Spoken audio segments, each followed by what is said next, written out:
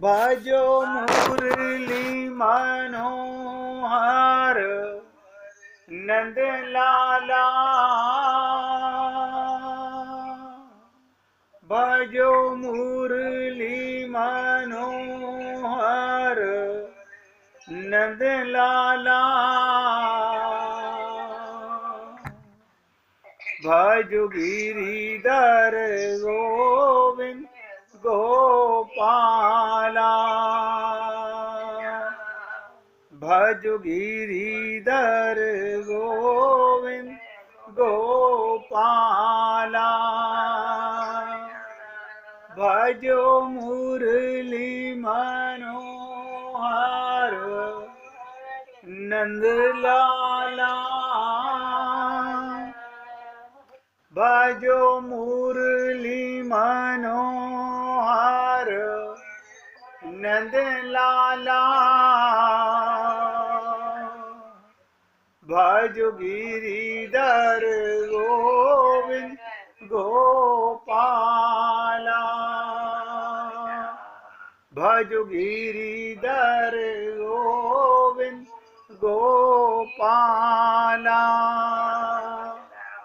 बोलिए वृंदावन बिहारी लाल की जय जय श्री राधे। जय जय श्री राधे।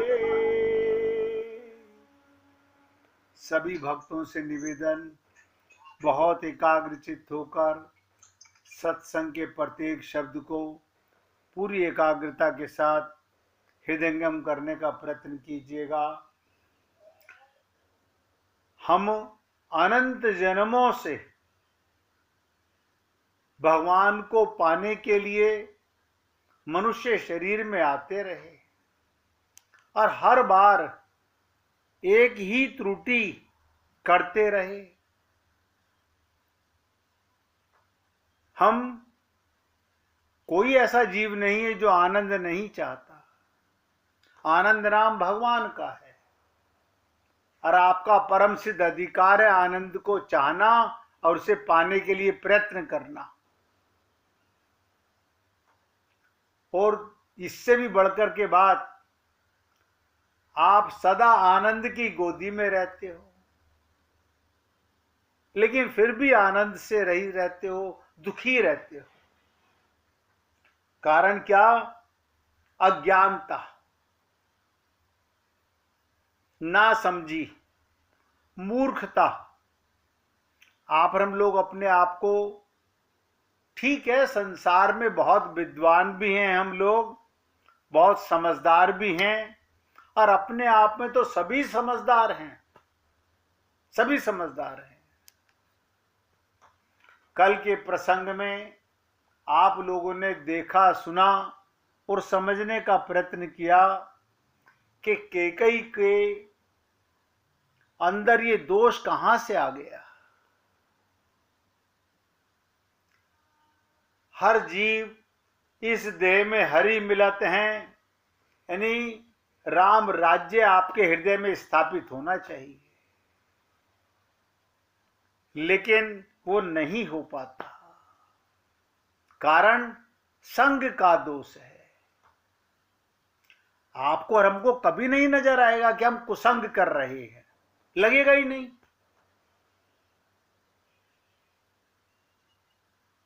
आपको कभी नहीं लगेगा कि मैं कुसंग कर रहा हूं। आपको तो लगेगा मैं रोज भगवान की पूजा कर रहा हूं, रोज सत्संग सुन रहा हूं। ये सब करते हुए हमारा मन कुसंग करता है। ध्यान दीजिएगा, शरीर का कुसंग भगवान नोट नहीं करते, मन का कुसंग।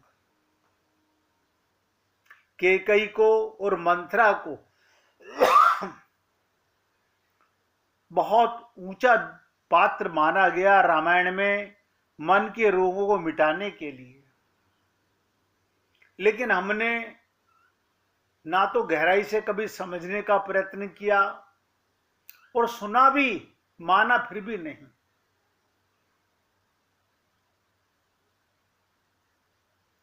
कैकेयी के ऊपर संग का रंग बड़ी जल्दी चढ़ता है। अब आप कहेंगे अच्छा है, हमारे ऊपर तो कोई रंग नहीं चढ़ता। ऐसा नहीं है, ऐसा बिल्कुल नहीं है। कैकेयी भी जितना राम से प्यार करती थी, सोच नहीं सकते। लेकिन क्रिया, मैंने कल भी निवेदन किया था, क्रिया कैसे संग से प्रभावित हो जाती है। भरत जैसे पुत्र को जन्म देने के बाद भी क्रिया और कैसे संग से प्रभावित की जाती है, ये कैकेयी के चरित्र में दिखाई देता है। कैकेयी के ऊपर संग का रंग बड़ी जल्दी चढ़ता है। और क्रिया के साथ, मैंने कल भी कहा था, आज फिर निवेदन कर रहा हूं, कर्म के साथ, और हम सब कर्म योनि में हैं, सारा जीवन कर्म करते हैं, कर्म करना पड़ेगा, कर्म के बिना रह नहीं सकते, अकर्मा हो नहीं सकते।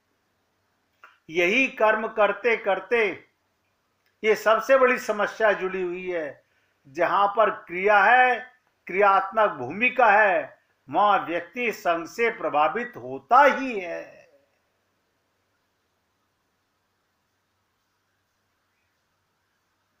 बहुत विचित्र चीज है। जैसा संग वैसा रंग। अन्यथा आप सोचिए, भगवान की कृपा में कमी नहीं है, हर बार मनुष्य शरीर मिला।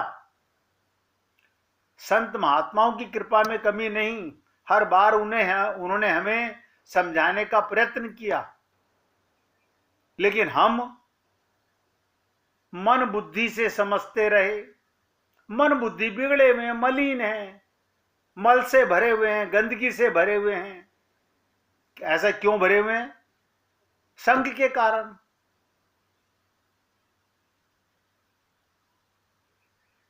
केवल संग के कारण। और दो ही संग होते हैं, एक कुसंग और एक सत्संग। यानी एक बिगड़े हुए मन बुद्धि का, बिगड़े हुए संसार के लोगों के साथ संग, और एक इसी बिगड़ी हुई बुद्धि का, मन का, संत के साथ संग। हम बहुत जल्दी प्रभावित हो जाते हैं संसार से। हम बहुत जल्दी स्वार्थ में आ जाते हैं। और किसी से पूछ के देखो, आप स्वार्थी हो? आगे से कह मत देना मेरे को स्वार्थी। लड़ने मरने को तैयार हो जाते हैं। मैंने कई बार निवेदन किया, जब तक स्वयं का ज्ञान, स्वार्थ वही बुरा शब्द नहीं है, स्वयं का ज्ञान नहीं है, इसलिए स्वार्थ भी गंदा। अगर स्वयं का ज्ञान हो तो स्वार्थ भी अच्छा। भाई एक यहीं पे जिंदगी का मोड़ है। जब तक आप अपने को देह मानते रहोगे, तब तक स्वार्थ शरीर का, मन बुद्धि का और संसार का बना रहेगा। जिस दिन आपको 100% अपना पता चल गया, मैं आत्मा हूं, तो स्वार्थ भी परमार्थ हो जाएगा।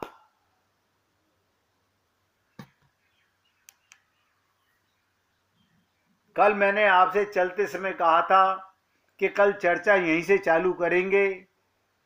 आनंद आपके भीतर है, परमानंद आपके भीतर है, परमात्मा आपके भीतर है। दुनिया में कोई भी उसे आपको दे नहीं सकता। संत महात्मा केवल बताते हैं। गीता, भागवत, रामायण हमें प्रेरणा देती हैं। पति रामचरितमानस में कहा, ईश्वर अंश। हम नहीं मानते ईश्वर का अंश अपने को। हम अपने को शरीर मानते हैं, माता पिता का अंश मानते हैं। और ऐसा नहीं है हम पापी हैं, यही सबसे बड़ा पाप है। हमें अपना पता नहीं मैं कौन हूं। अब मैं का पता नहीं, मैं गलत तो मेरा भी गलत, तो मैं का गलत ही भविष्य निकलने वाला है। आनंद के अंश परमानंद की गोदी में रहते हैं। और ध्यान से सुनिएगा, संसार में प्रत्येक वस्तु दी जा सकती है, धन दिया जा सकता है, मकान दिया जा सकता है, प्रॉपर्टी दी जा सकती है, सुख सुविधा दी जा सकती है। आनंद दिया नहीं जा सकता, कोई उपाय नहीं है आनंद देने का। फिर हमें आनंद मिलेगा कैसे? बस आपको बताया जा सकता है कि आप आनंद के अंश हो और आनंद में रहते हो। आप कहेंगे फिर हमें मिलता क्यों नहीं? क्योंकि आप अपने को आनंद का अंश मानते नहीं मानते तो मिलेगा किसको? मैंने कहा उसे देने का कोई उपाय नहीं है। तो जब तक हम सोचते हैं सुख कोई और देगा, तब तक आप दुख पाएंगे। बताइए, सूर्य को रोशनी कौन देगा? तुम स्वयं प्रकाश हो, हम बाहर से प्रकाश मांगना चाहते हैं। जिस दिन हम इस बात पर आ जाएंगे कि आनंद कोई दे नहीं सकता, जिस दिन हमें साथ समझ आ जाएगी कि आनंद कोई दे नहीं सकता,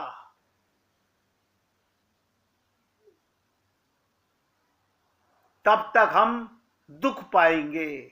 जिस दिन हम इस बात पर आ जाएंगे कि आनंद कोई दे नहीं सकता, आज तक पूरे इतिहास में कभी किसी ने किसी को आनंद नहीं दिया। आनंद तो स्वयं ही पाना होता है, वो स्वयं का स्वयं से संबंध है, यानी चेतन का चेतन से संबंध है, जड़ का जड़ से संबंध है। हम शरीर मान के भगवान को पाना चाहते हैं। आपको लगता होगा क्या हम गलत पाना चाहते हैं? हम शरीर से परमानंद पाना चाहते हैं, परमात्मा को पाना चाहते हैं। क्या मतलब? ध्यान दो, लकड़ी के चिमटे से आग को पकड़ना चाहते हैं,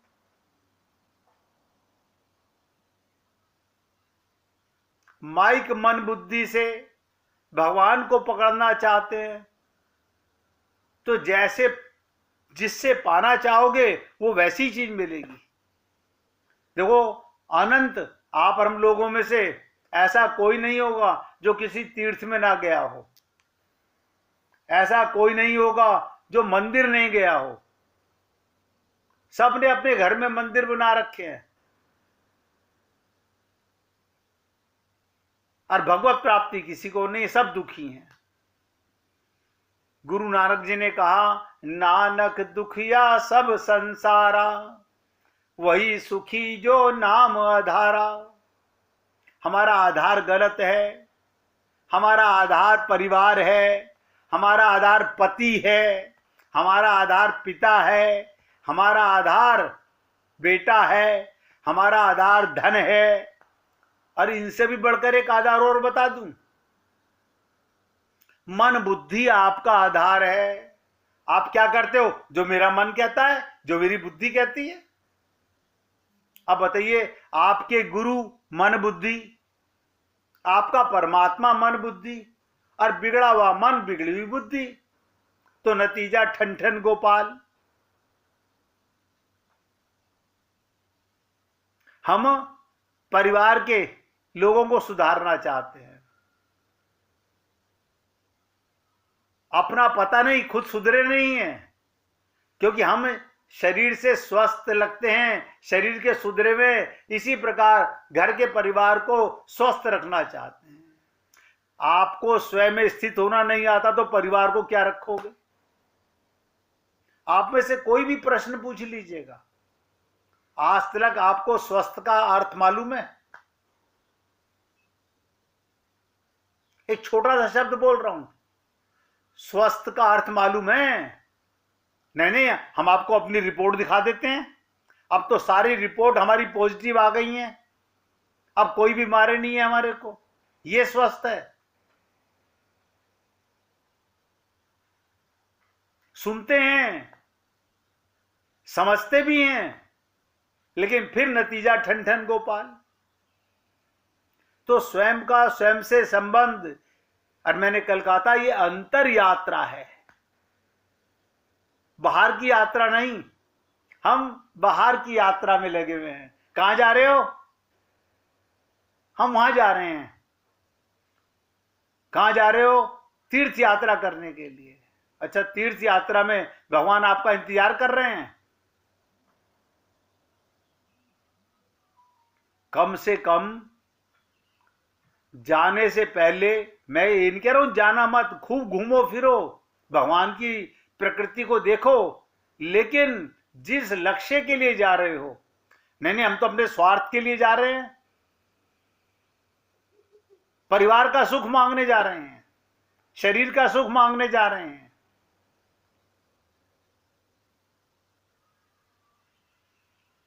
अनंत जन्म होगा यही पाप करते करते, यही पाप करते करते, अंतर्मुखी हुए ही नहीं कभी। क्षण में डूबे और अपने में डूबे। जिस दिन आपकी अंतःकरण में डुबकी लग जाएगी, बस जिस दिन डुबकी लग गई उस दिन आपका कल्याण हो जाएगा। जैसे प्यासे को पानी मिलते ही आनंद आ गया। देखो कमाल है, प्यासे को पानी मिलते ही आनंद आ गया, अंधे को आंखें मिलते ही आनंद आ गया, भूखे को रोटी मिलते ही आनंद आ गया, भिखारी को धन मिलते ही आनंद आ गया।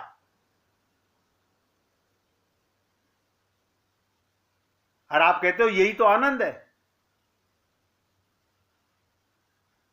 ये तो कुत्ते बिल्ली गधे सबको मिलता है, फिर इस शरीर में क्या विशेषता है?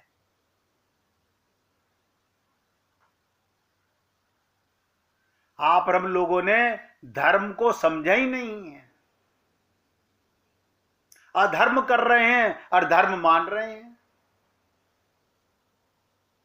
देखो, सब धर्म मान के धर्म कर रहे हैं, अरे आपको पता नहीं अधर्म हो रहा है। कोई बताया आपको? किसी ने, किसी पंडित ने आपको कहा मंदिर में जाने के बाद ये अधर्मी आ रहे हैं देखो? वो खुद आपका इंतजार करता रहता है, ये 2 पैसे चढ़ा के जाएंगे, मेरा गुजारा चलेगा। अब एक लाइन में बता रहा हूं धर्म माने क्या। संसार में रहते हुए, शरीर में रहते हुए, परिवार में रहते हुए जागरण की कला धर्म है। होश में आना सीख जाओ, जागना सीख जाओ। अभी आप और हम लोग मोह निशा में सोए पड़े हैं। अब बड़े खुश हो रहे हैं अपने आप, मनिया मिट्टू, अरे बाबा क्या पूछो।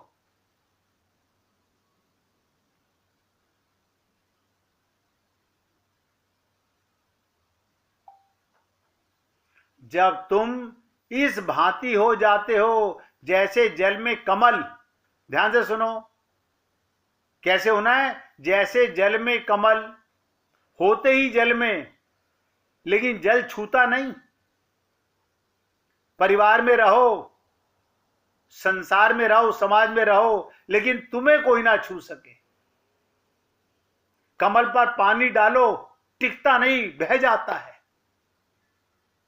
ऐसे चिकने घड़े बन के रहो। हाँ, हमारे बच्चे, हम उनसे चिकने घड़े कैसे बने? हमारी तो लाट टपकती है। पागलपन है, देखो कमाल की चीज। और धर्म जानते हैं हम लोग। मजा भी तभी है, आपकी गरिमा भी तभी है, गौरव भी तभी है जब तुम भीड़ में खड़े और अकेले हो जाओ। सबके बीच में रहकर, सबके बीच में रहकर सबको लगे ये हमारे साथ है, और आपको लगे मैं भगवान के साथ हूं। कभी लगा ऐसा? ना ना, हमें नहीं लगा। बाजार के शोरगुल में और ध्यान के फल लग जाएं, बताइएगा, बाजार के शोरगुल में और ध्यान के फल लग जाएं, यानी घर में बच्चे रो रहे हैं, टीवी चल रहा है, ध्यान से सुनो, घर में किचकिच हो रही है, आपका ध्यान लग गया।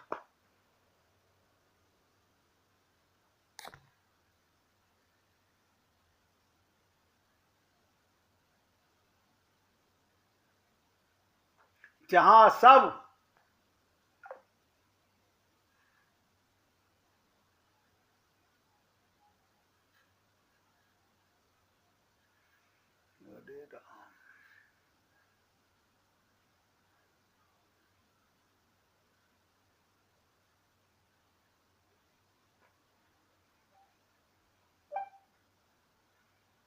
ध्यान दो, जहां सब तुम्हारे खिलाफ, वहां तुम्हारे भीतर समाधि की सुगंध आ जाए। सब तुम्हें दुख देने पे लगे हुए हों और तुम्हें आनंद की सुगंध आ जाए। क्योंकि हिमालय पर तो डर है, तुम अगर चले जाओ हिमालय की शांति धोखा दे सकती है। हिमालय शांत है, निश्चिंत शांत है, वहां बैठे बैठे तुम भी शांत हो जाओगे, लेकिन इसका पक्का पता नहीं। क्यों? हम हिमालय पे गए, वहां इतनी तेज आंधी चली, शांति भंग हो गई। वहां बर्फ गिरने लगी, शांति भंग हो गई।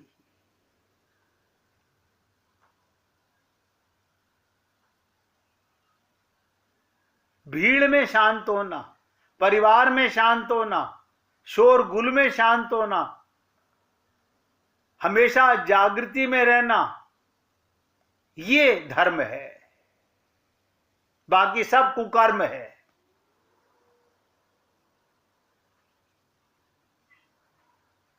मैं तुमको एक बात और विशेष बताना चाहता हूं। मैंने आपसे निवेदन किया, होली के बाद सप्ताह में एक दिन आपके साथ साधना की बातें करेंगे। क्यों? आप लोगों को घर से कभी फुर्सत नहीं मिलेगी, कोई ना कोई फंसा रहेगा। ये माया का संसार है, माया तुम्हें टांग में बेड़िया डाले रखेगी, मुझे पता है। क्यों? हम पहले उलझन सुलझा के फिर खुद को सुलझाना चाहते हैं। हम में कोई ना कोई, आपको पता नहीं है, हमारे पैरों में माया की, संसार की, परिवार की, और ये बेड़ियां क्या है? आपकी अपनी डाली हुई। किसी ने आपको बंधन में नहीं डाला हुआ, आपने स्वयं को बंधन में डाला हुआ है।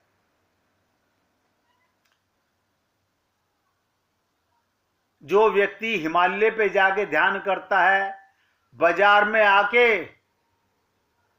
डरने लगता है, भीड़ में आके डरने लगता है। एकांत में तो हमारा ध्यान लग जाता है, लेकिन सबके बीच में कैसे ध्यान लगे?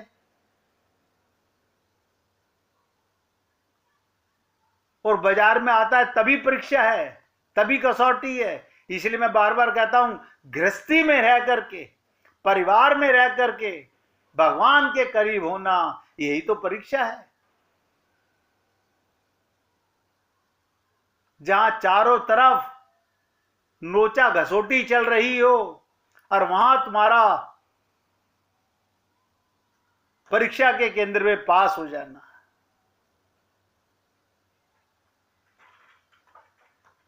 क्योंकि यही पता चलेगा, जहां खोने की सुविधा हो वहां ना खोएं। अब बताइए, जंगल में जाके बैठ गए जहां खोना ही कुछ नहीं है, वहां खोगे क्या?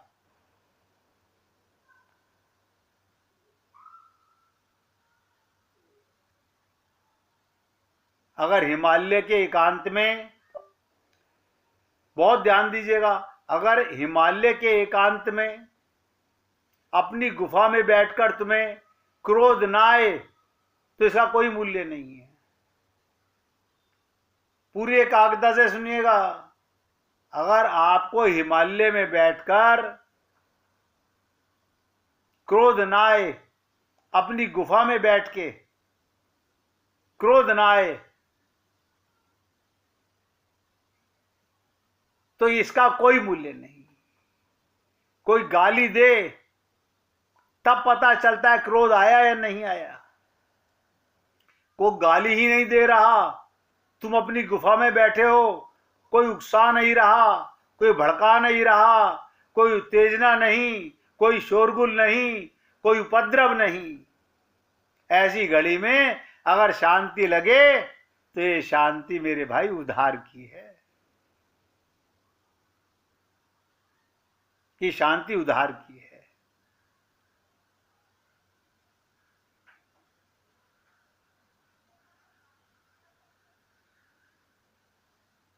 तुम्हारी शांति की कसौटी बाजार नहीं, परिवार है।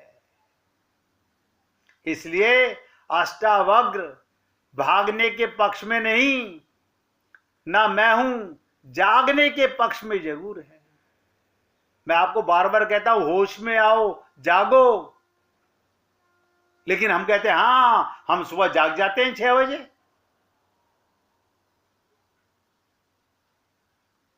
जिस दिन आत्मज्ञान होगा तो पूछोगे, नींद तो आत्मा को कभी आती ही नहीं। शरीर मानते हो इसलिए जागते और सोते हो। 1 मिनट कीर्तन करके फिर आगे बढ़ेंगे। श्रीमन नारायण नारायण।